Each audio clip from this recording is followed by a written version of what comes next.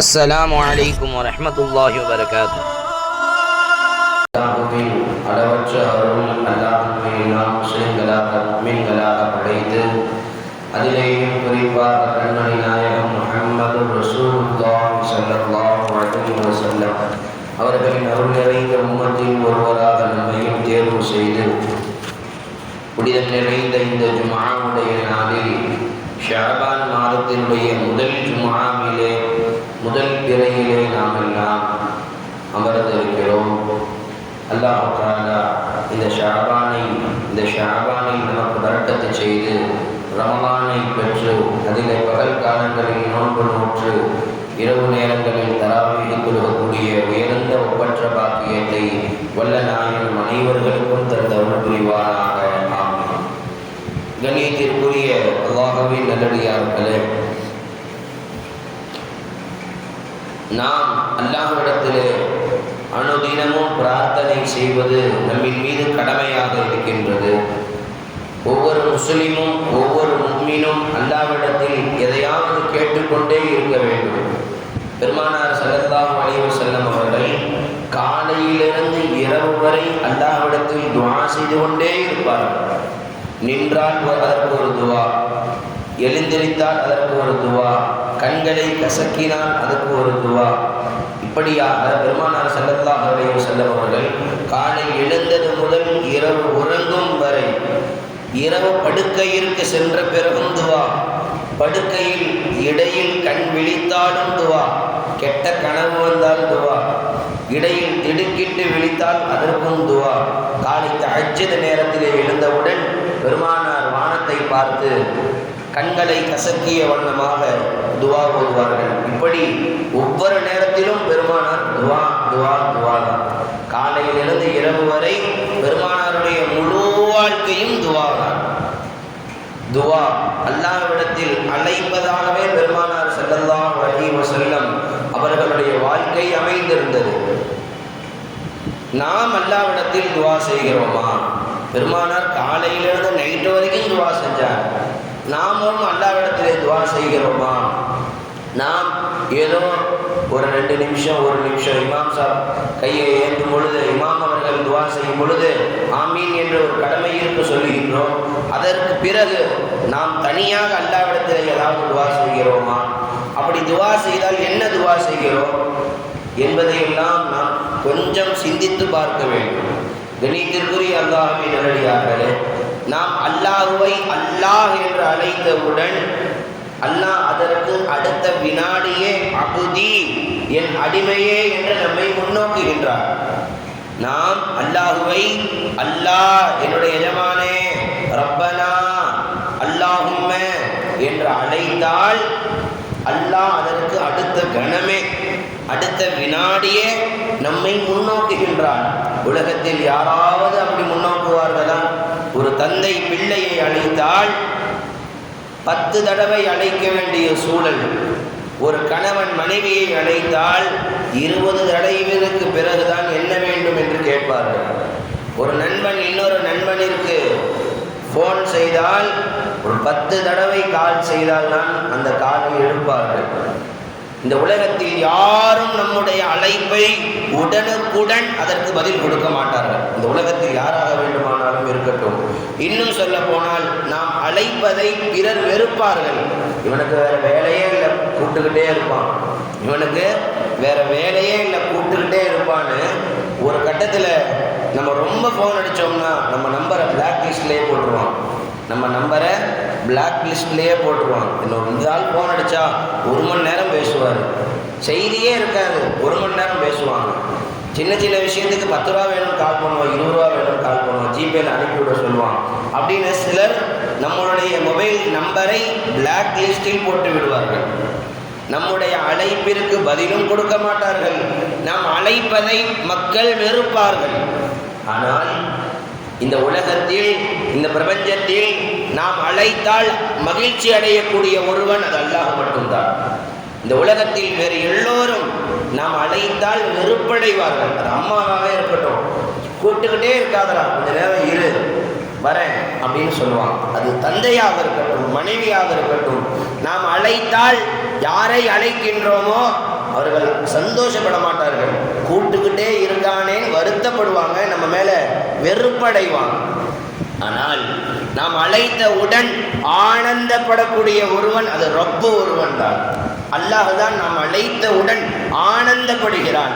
என் அடியான் என்னை அழைத்து விட்டான், என் அடியான் என்னை அழைத்து விட்டான், என் அடியான் என்னை முன்னோக்கி விட்டான்.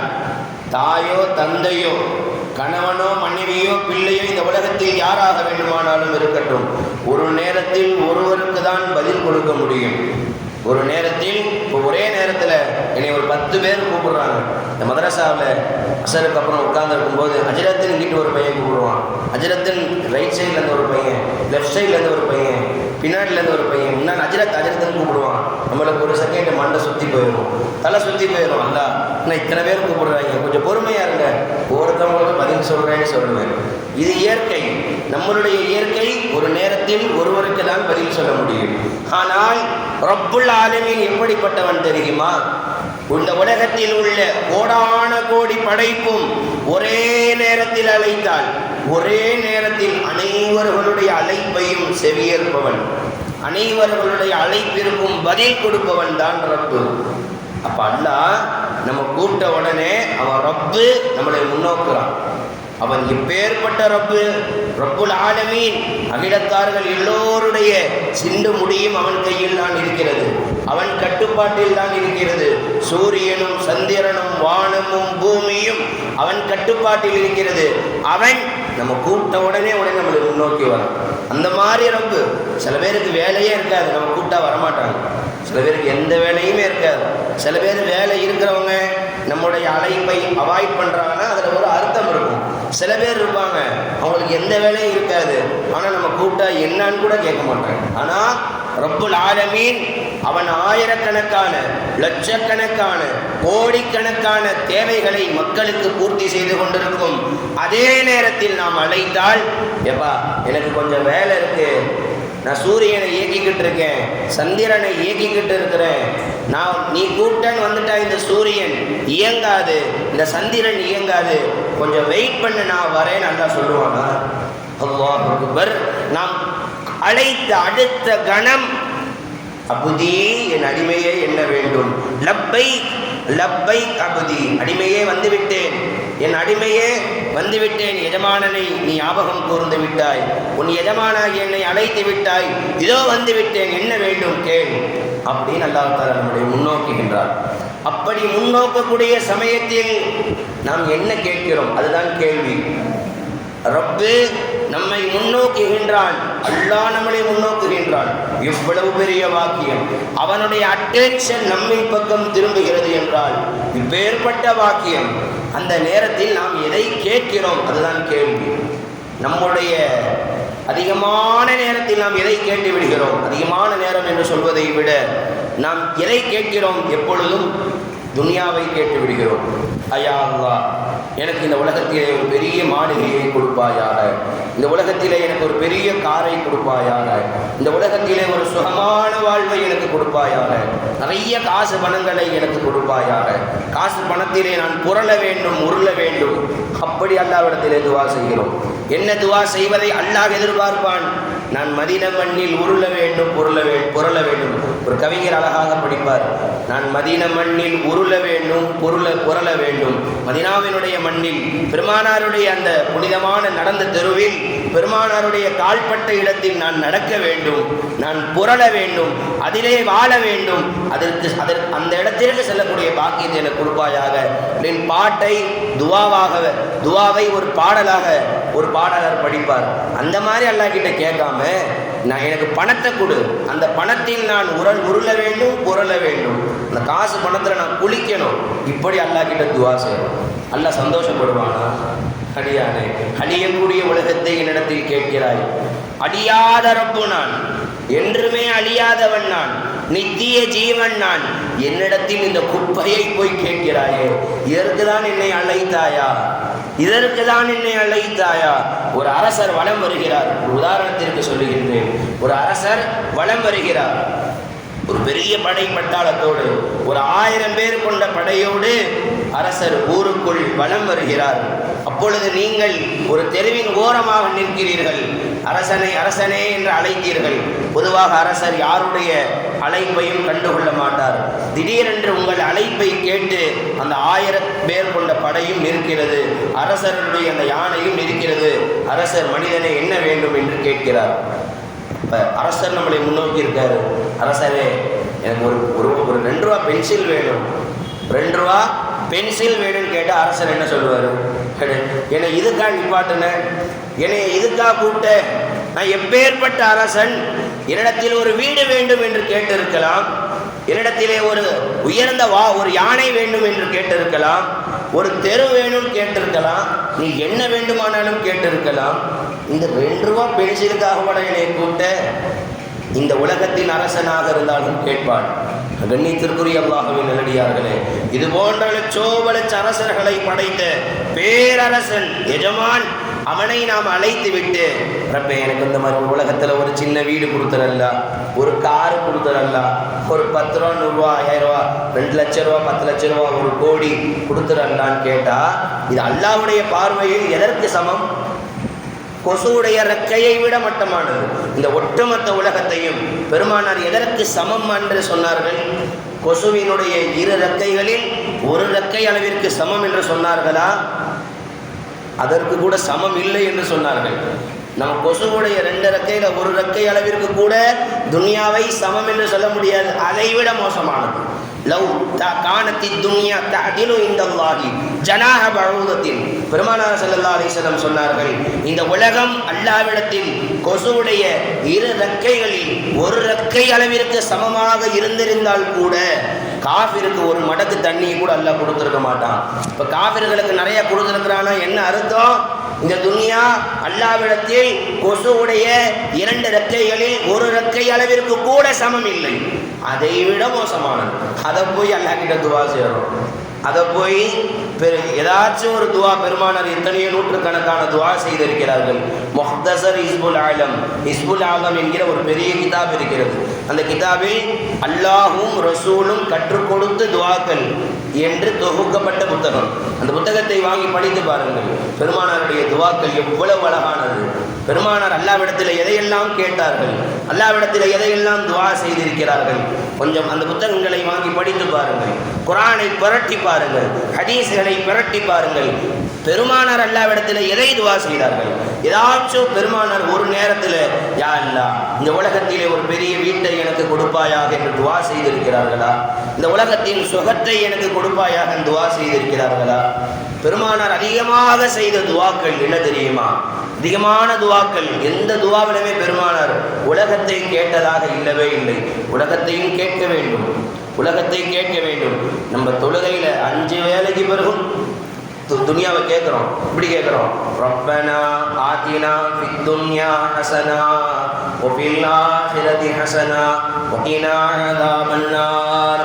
யா அல்லாஹ் இந்த உலகத்திலேயும் எனக்கு அழகானதை கொடுப்பாயாக, மறுமையிலும் அழகானதை கொடுப்பாயாக, நரக வேதனையை விட்டு எங்களை பாதுகாப்பாயாக. உலகத்திலே அழகானதை கேட்க வேண்டும், ஆனால் அதை மட்டும் கேட்டு விட்டு விடக்கூடாது. உலகத்திலும் எதற்காக அழகானதை கேட்க வேண்டும்? இந்த உலகத்திலே நாம் உடல் ஆரோக்கியத்தை கேட்கிறோம், எதற்காக கேட்க வேண்டும்? அல்லாஹ்வை தொழுகுவதற்காக. இந்த உலகத்திலே நாம் செல்வத்தை கேட்டால் எதற்காக கேட்க வேண்டும்? உன் வழியில் தான தர்மம் செய்வதற்காக. உலகத்தை கேட்டாலும் அதன் நோக்கம் மறுமையாக இருக்க வேண்டும். அப்படி நாம் துவா செய்வதே இல்லை. பெருமானார் அல்லாஹ்விடத்திலே அதிகம் துவா செய்தது எதை தெரியுமா? நம்ம எல்லாம் கண்ணாடி பார்க்கும் பொழுது ஒரு துவா ஓதுவோமே. என்ன துவா ஓதுவோம்? என்ன துவா ஓதுவோம்? அல்லாஹும்ம ஹஸ்ஸன்த ஹல்கி ஃபஹஸ்ஸின் குலுகி. யா அல்லாஹ் என்னுடைய முகத்தை அழகாக்கியது போல என்னுடைய குணத்தையும் அழகாக்குவாயாக. அல்லாஹ் அக்பர். எவ்வளவு அற்புதமான துவா. நம்ம என்னைக்காச்சும் இதை கேட்டிருப்போமா? அரபியில் மொட்டை மனப்பாடம் பண்ணி வேணா இந்த துவாவை ஓதி இருக்கலாம், அதுவும் ஓதி இருந்தால் ஓதி இருக்கலாம், அதற்கும் வாய்ப்புகள் குறைவு. இதனுடைய பொருள் உணர்ந்து என்றால், யா அல்லாஹ் என் முகத்தை அழகாக ஆக்கியிருக்கிறாய், என் குணத்தையும் அழகாக்கிறியா அல்லாஹ், என்னுடைய குணத்தை அழகாக்கிறியா அல்லாஹ், என் கண்களை அழகாக படைத்திருக்கிறாய், என் முகத்தை அழகாக படைத்திருக்கிறாய், என் முகத்தை, என் உடலை, என் வெளிரங்கத்தை அழகாக ஆக்கிவிட்டாய். ஆனால் என்னுடைய உள்ளம் அசிங்கத்தால், பாவங்களால், கெட்ட எண்ணங்களால் நிரம்பி இருக்கிறது. அதை அழகாக்கிறியா அல்லாஹ் என்றாவது கேட்டிருக்கிறோமா? பெரியவர்கள் சொல்லுவார்கள், இந்த மனிதன் சூரத்துமே இன்சான் சீரத்துமே ஹைவான். இந்த மனிதன் சூரத்திலே தான் இன்சானாக மனிதனாக இருக்கிறான், தோற்றத்திலே தான் மனிதனாக இருக்கிறான். மகர் சீரத்துமே ஹைவான், குணத்திலே மிருகத்தை விட மோசமாக இருக்கிறான் இந்த மனிதன். குணத்திலே மிருகத்தை விட மோசமானவர்களாக இருக்கிறான் இந்த மனிதன் என்று சொல்வார்கள். உண்மையுமே நம்ம குணம் அப்படிதான் இருக்கு. சிங்கம் கூட, குதிரைகள் கூட, பூனை கூட, நாய் கூட அடுத்தவர்களிடத்தில் சில நேரம் அடுத்த உயிரினத்தில் அன்பு காட்டுகின்றது, இரக்கம் காட்டுகின்றது. ஆனால் அந்த இரக்கம் இந்த சில மனிதர்களாக உலாவக்கூடிய மிருக குணம் படைத்த சில மனிதர்களிடத்தில் அந்த இரக்க குணம் என்று இல்லை. பெருமானார் ஸல்லல்லாஹு அலைஹி வஸல்லம் அவர்கள் அப்ப கண்ணாடியை பார்க்கும் பொழுது பெருமானார் ஸல்லல்லாஹு அலைஹி வஸல்லம் அல்லாஹ்விடத்தில் இந்த துவா செய்வார்கள். இந்த துவா ஆயிஷா ரலியல்லாஹு அன்ஹா அறிவிக்கிறார்கள். அஹ்மது ஷரீஃபிலே 24392 எண்ணிலேயும் பைஹகி ஷரீஃபில் 488 ஹதீஸாக இந்த ஹதீஸ் பதிவு செய்யப்படுகிறது. பெருமானார் இப்படி துவா செய்வார்கள், அல்லாஹும்ம அஹ்ஸன்த ஹல்கி, யா அல்லாஹ் என் முகத்தை அழகாக ஆக்கிவிட்டாய், ஃபஹஸ்ஸின் ஹுலுகி என் குணத்தையும் அழகாக்குவாயா. என்னுடைய முகத்தை அழகாக ஆக்கிவிட்டாய், என் குணத்தையும் அழகாக்கிறியா அல்லாஹ் என்று பெருமானார் துவா செய்வார்கள் என்று அன்னை ஆயிஷா ரலியல்லாஹு அன்ஹா அறிவிக்கிறார்கள்.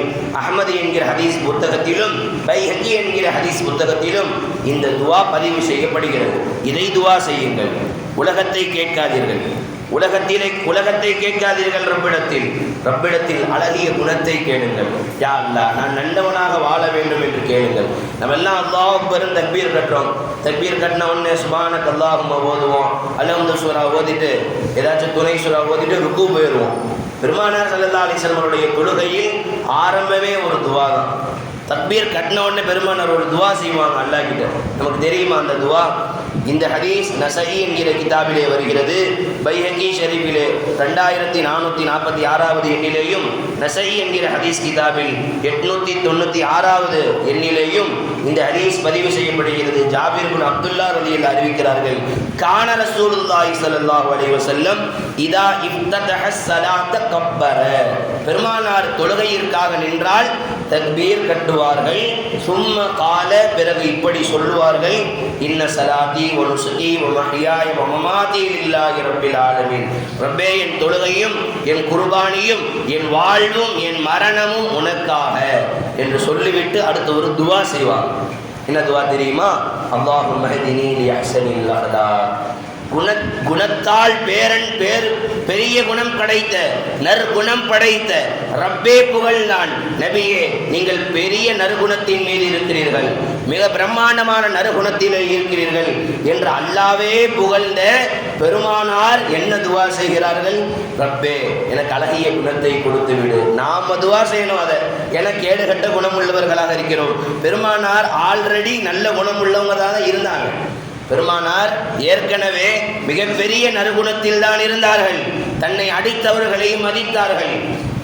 தன் மீது குப்பை கொட்டிய பாட்டிற்கு நோய் என்றவுடன் வீட்டிற்கு சென்று நலம் விசாரித்தார்கள்.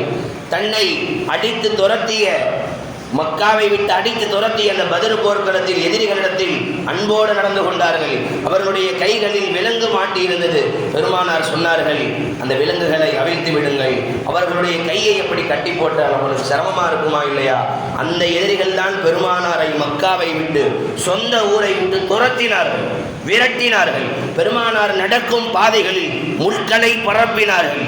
பெருமானார் செல்லும் பொழுது, தொழுகும் பொழுது ஒட்டகத்தினுடைய அந்த மலக்குடலை பெருமானாருடைய முதுகின் மீது போட்டார்கள். இந்த தொல்லையெல்லாம் கொடுத்த பத்ர் போரில் அந்த எதிரிகளிடத்தில் எப்படி நடந்து கொண்டார்கள்? தான் சாப்பிடக்கூடிய உணவை விட நல்ல உணவை கொடுத்தார்கள் அந்த எதிரிகளாக பிடிக்கப்பட்ட கைதிகளுக்கு. அவர்களுடைய கைகளில் விலங்கு மாட்டப்பட்டிருந்தது. பெருமானார் போய் நைட் நேரம் கூடாரத்தில் தூங்கிட்டாங்க. எல்லா எதிரிகளுடைய கையிலும் விலங்கு மாட்டப்பட்டிருக்கிறது. பெருமானார் கூடாரத்திலிருந்து வெளியே வந்து சொன்னார்கள், அவர்கள் கைகளில் மாட்டியிருக்கக்கூடிய அந்த விலங்குகளை அவிழ்த்து விடுங்கள். அது அவங்களுக்கு கஷ்டமாக இருக்கும். அவங்க முணுமுணுக்கிறாங்க. அவங்க முணுமுணுக்கிறதுனால என் உள்ளம் என்னுடைய உள்ளம் பதைக்கிறது. எதிரிகளாக இருந்தாலும் அவர்கள் சிரமப்படும் பொழுது அவர்களுக்கு உதவி செய்தார்கள் பெருமானார். அப்போ இது ஏன் சொல்கிறேன், பெருமானார் நறுகுணத்தில் தாங்க இருந்தாங்க. அப்புறம் ஏன் பெருமானார் அதை துவா செய்யணும்? கேட்டு கெட்ட குணம் உள்ள நாம் அதை பின்பற்ற வேண்டும் என்பதற்காக பெருமானாரே துவா செஞ்சாங்க. நற்குணத்தில் உள்ள பெருமானார், நம்ம கெட்ட குணத்தில் வாழ்ந்துட்டு இருக்கிறோம். அப்போ நாம் அதை எவ்வளோ துவா செய்யணும்? பெருமானார் ஸல்லல்லாஹு அலைஹி வஸல்லம் தக்பீர் கட்டியவுடன் இதை துவா செய்வார்கள். அல்லாஹும்ம ஹ்தினி லிஅஹ்ஸனில் அக்லாக், யா அல்லாஹ் அழகிய குணத்தை எனக்கு கொடுப்பாயாக. லா யஹ்தினி லிஅஹ்ஸனிஹா இல்லா அன்த, உன்னை தவிர வேறு யாராலும் எனக்கு அந்த அழகிய குணத்தை கொடுக்க முடியாது. வகீ சய்யிஅல் அக்லாக், கெட்ட குணத்தை விட்டு என்னை பாதுகாப்பாயாக. லா யகீ சய்யிஉஹா இல்லா அன்த, கெட்ட குணம் நீ தடுக்காவிட்டால் என் உள்ளத்திலே வந்துவிடும். நல்ல குணமாக இருந்தாலும் அது நீ கருணை போட வேண்டும் இந்த நல்ல குணத்தை. கெட்ட குணமாக இருந்தாலும் அது உன் கருணையால் தான் என் உள்ளத்தை விட்டு நீங்கும். நான் பெரிய ஆள், அந்த கெட்ட குணம் என் உள்ளத்தை விட்டு போயிடும். நான் பெரிய திறமசாலி, அந்த நற்குணம் எனக்கு இயற்கையிலேயே இருக்கு, அப்படியெல்லாம் சொல்ல முடியாது. நம்ம நல்லவங்களா இருக்கிறோம்னா அது அல்லாஹ்வினுடைய கருணைங்க. நம்ம ஒரு பாவத்தை பார்த்து வெறுக்கிறோம் என்றால் அது அல்லாஹ்வினுடைய கருணை. ஞாபகம் வைத்துக் கொள்ளுங்கள். நம் திறமையை கொண்டு நாம் பாவத்தின் பக்கம் செல்லாமல் இருக்கிறோம் என்று நினைத்துக் கொள்ளாதீர்கள். அல்லாஹ் நினைத்தால் உங்களை ஒரு நொடியில் அசிங்கத்திலே தள்ளி விடுவான் அல்லாஹ் தஆலா. சில நேரங்களில் சில தவறு செய்பவர்களை மட்டமாக பார்க்குறோம்ல, சீ என்ன இப்படி பண்ணுறாங்க, அப்படி பார்க்கவே கூடாது. அந்த பாவத்தை வெறுக்க வேண்டுமே ஒழிய இந்த பாவம் செய்தவர்களை வெறுக்கக்கூடாது. ஏனென்றால் அந்த பாவத்தை நாம் செய்வதற்கு ரொம்ப நேரம் ஆகாது. அல்லாஹ் நாடினால் கொஞ்சம் நம்ம காலை சருக வச்சா நம்ம போய் விழுந்துருவோம் அந்த பாவத்தில். எத்தனையோ பேர் ஆரம்ப காலத்தில் ஒரு பாவத்தை பார்ப்பார்கள், அசிங்கமாக பார்ப்பார்கள். கொஞ்ச வருஷத்தில் அவங்களே அந்த பாவத்தில் போய் விழுந்துருவாங்க. விபச்சாரத்தை அசிங்கமாக பார்ப்பார்கள், சி என்ன இதுன்னு பார்ப்பாங்க. கொஞ்ச காலத்தில் பார்த்து அவங்க அந்த பாவத்தில் போய் விழுந்திருப்பாங்க.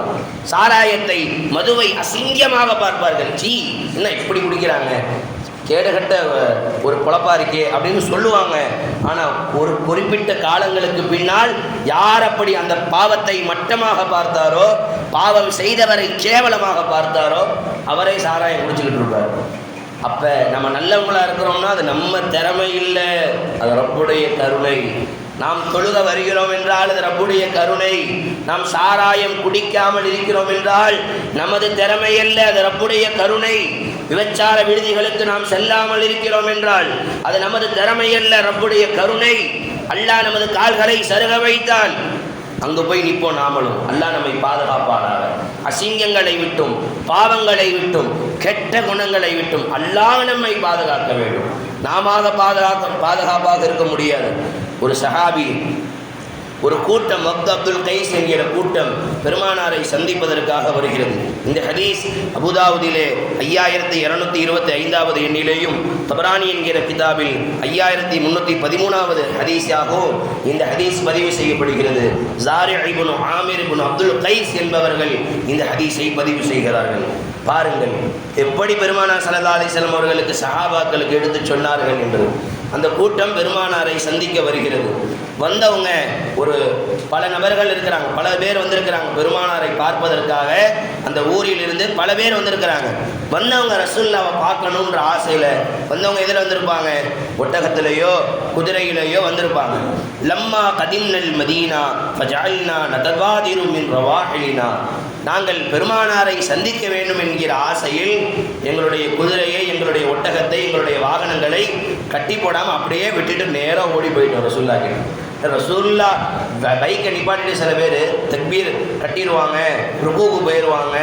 சில பேர் பயத்தில் என்ன பண்ணுவாங்க, பைக்கை பூட்டாமலே வந்துடுவாங்க. தொழுகைக்கு முன்னாடியே வந்துட்டா பிரச்சனை இல்லை.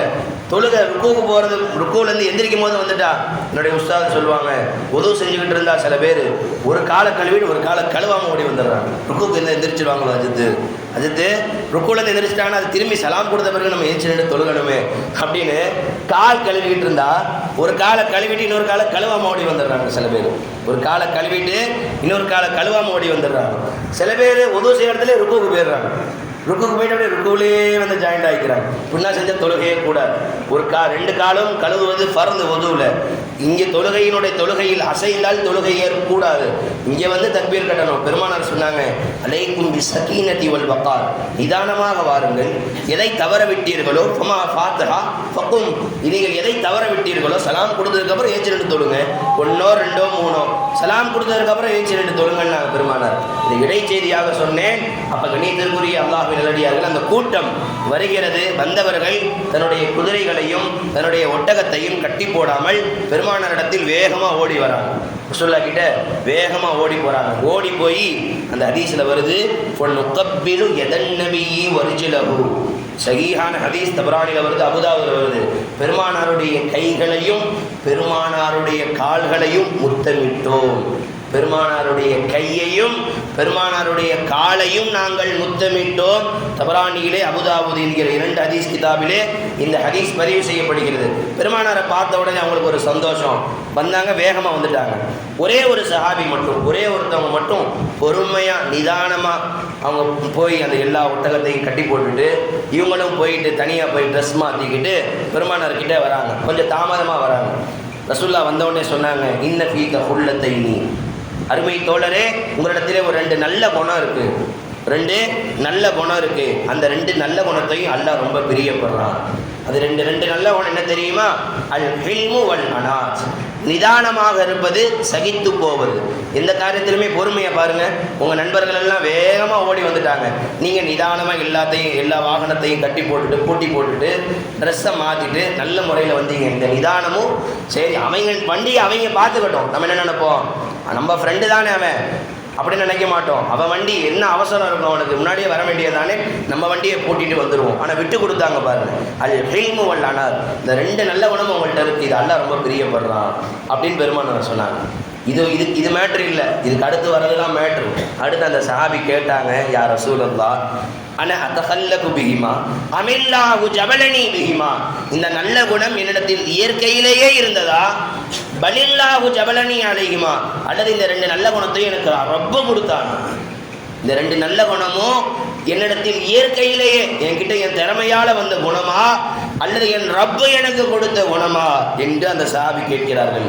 அப்பொழுது பெருமானார் ஸல்லல்லாஹு அலைஹி வஸல்லம் சொன்னார்கள், பலில்லாஹு ஜபலக அலைஹிமா, அல்லாஹ் தான் உனக்கு அந்த 2 நல்ல குணத்தையும் கொடுத்தான், உன் திறமை அல்ல. நாம் நினைக்கிறோமே, நான் தொழுக வருகிறேன், அவன் தொழுகாமல் இருக்கிறான், எனது திறமையால் நான் வந்துவிட்டேன். நீங்கள் பள்ளிவாசலிற்குள் அமர்ந்திருக்கிறீர்கள் என்றால் உங்கள் திறமை அல்ல, அது ரப்புடைய கருணை. அசிங்கமான இடங்களுக்கு செல்லாமல் இருக்கிறீர்கள் என்றால் அது உங்கள் திறமை அல்ல, அது அல்லாஹ்வினுடைய கருணை. விபச்சார விடுதிகளுக்கும் சாராயங்கள் குடிக்கும் இடங்களுக்கும் அசிங்கங்கள் நடக்கும் இடங்களுக்கும் போகாமல் இருக்கிறீர்கள் என்றால் உங்கள் திறமை அல்ல, ரப்புடைய கருணை. அல்லாஹ் உங்களை பாதுகாத்து வைத்திருக்கிறார். அதனால பெரியவங்க சொல்லுவாங்க, பாவத்தை வெறுக்க வேண்டும். பாவம் செய்த மனிதனை அசிங்கமாக, மட்டமாக, ஏளனமாக பார்க்கக்கூடாது. ஏன், அந்த பாவத்தை அல்லாஹ் நம்மளை செய்ய வைக்கிறதுக்கு எவ்வளோ நேரம் ஆகும்? 2 செகண்ட் காலை நறுக வச்சா அல்லாஹ் தாலா கல்வை புரட்டி போட்டால் அந்த அசிங்கமான இடத்துக்கு நாம் போய் நிற்போம். அல்லாஹ் பாதுகாக்க வேண்டும். அடுத்து அந்த சஹாபி சொன்னாங்க, அல்ஹம்துலில்லாஹ் அல்லதி ஜபலனி அலா குல்லத்தை யுஹிப்புஹுமுல்லாஹு வ ரசூலுஹு, அல்லாஹ்வும் ரசூலும் நேசிக்கக்கூடிய அந்த 2 நல்ல குணத்தையும் என்னிலே வைத்தானே, அந்த அல்லாஹ்விற்கே எல்லா புகழும் என்று அந்த சஹாபி சொன்னதாக தபரானியிலேயும் அபுதாவுதிலேயும் இந்த ஹதீஸ் பதிவு செய்யப்படுகிறது. நான் சொல்ல வந்த சுருக்கமான தகவல், ரப்பிடத்தில் உலகத்தை கேட்காதீர்கள், நற்குணத்தை கேளுங்கள். பெருமானார் ஸல்லல்லாஹு அலைஹி வஸல்லம் அவர்கள் அல்லாஹ்விடத்திலே எப்பொழுது தொழுகையில் நின்றாலும் இதை கேட்பார்கள், அல்லாஹும்ம ஹ்தினி லி அஹ்ஸனில் அக்லாக். அரபியில் தெரியலனாலும் பிரச்சனை இல்லை, தமிழில் கேளுங்க. கல்புல அல்லாஹ் கிட்ட, யா அல்லாஹ் நல்ல குணத்தை கொடுத்துறல்லா, கெட்ட குணம் கல்புல நிரம்பி இருக்கல்லா, அசிங்கமான எண்ணங்கள் என் உள்ளத்துல தோன்றுது யா அல்லாஹ், அடுத்தவனை மட்டமாக பார்க்கக்கூடிய நோய் என் உள்ளத்தில் இருக்கு அல்லாஹ், அடுத்தவனை ஏளனமாக பார்க்கக்கூடிய அது உள்ளத்தினுடைய நோய், அந்த நோய் என் உள்ளத்தில் இருக்குது அல்லாஹ். பெருமை அடிக்கக்கூடிய நோய் என் உள்ளத்தில் இருக்குது அல்ல. அடுத்தவனை பார்த்து வெறுப்பு, குரோதம், பழி வாங்குற நோய் என் உள்ளத்தில் இருக்குது அல்ல. அதை சுத்தப்படுத்திடல. என் வெளியரங்கம் சுத்தமாயிருச்சு, உதவு செஞ்சுட்டு வந்தேன், என்னுடைய வெளி அழுக்கு போயிருச்சு, உள்ளழுக்கோட வந்து உன்கிட்ட நிற்கிற அல்ல, என்னுடைய உள்ளழுக்கை நீ சுத்தம் செய்து விடியா அல்ல அப்படின்னு தொழுகையில கண்ணீர் சிந்தியவர்களாக நின்று பாருங்கள். தொழுகை இன்பமாக இருக்கும். இப்போ ஜும்மா தொழுக போறோம், இவ்வளோ நேரம் தியரி பிராக்டிக்கல் செஞ்சு பாருங்க. தொழுகையில நின்றுட்டு அல்லாஹ் கிட்ட கல்பால பேசுங்க. யா அல்லாஹ், என்னுடைய வெளிரங்கத்தை எவ்வளோ அழகாக்கி இருக்க, ஜும்மாவுக்குன்னு குளிச்சுட்டு நல்ல ட்ரெஸ் போட்டு வந்திருக்கோம், வெளியில யார் நம்மளை பார்த்தாலும் நம்மளை மட்டமாக நினைக்க மாட்டாங்க, யாராச்சும் நம்ம உள்ளத்தில் இருக்கிறத பார்த்தாங்க நம்மளை பள்ளிவாசலுக்குள்ளே சேர்த்துக்க மாட்டாங்க. அந்த மாதிரி கெட்ட குணம் உள்ளவர்களாக இருக்கிறோம். யா அல்லாஹ், இந்த கெட்ட குணத்தை அழகாக மாத்திரல்லான்னு கல்வில அல்லாஹ் கிட்ட கேளுங்க. இது சுன்னத்தே ரசூல், இது பெருமானாருடைய சுன்னத். பெருமானார் துவா செய்வார்கள், அவர்களே துவா செய்தார்கள் என்றால் நாமெல்லாம் எவ்வளவு செய்ய வேண்டும். ஆக கணித்திற்குரிய அல்லாஹ்வின் நல்லடியார்களே, அல்லாஹ்விடத்தில் நற்குணத்தை கேளுங்கள். அல்லாஹ் அந்த நற்குணத்தை நமது திறமையால் நமக்கு கிடைக்காது, அவனுடைய பிச்சையால், அவனுடைய கருணையால் தான் நமக்கு கிடைக்கும். அல்லாஹ் நம் அனைவர்களையும் நற்குணம் உள்ளவர்களாக, அல்லாஹ் ரசூல் பிரியப்படக்கூடிய, அவர்கள் விரும்பக்கூடிய குணமுள்ளவர்களாக அல்லாஹ் நம்மை ஆக்கி அருள் புரிவானாக. வாஹிர் தஅவானா அல்ஹம்துலில்லாஹி ரப்பில் ஆலமீன். அஸ்ஸலாமு அலைக்கும் வரஹ்மத்துல்லாஹி வபரகாத்துஹு.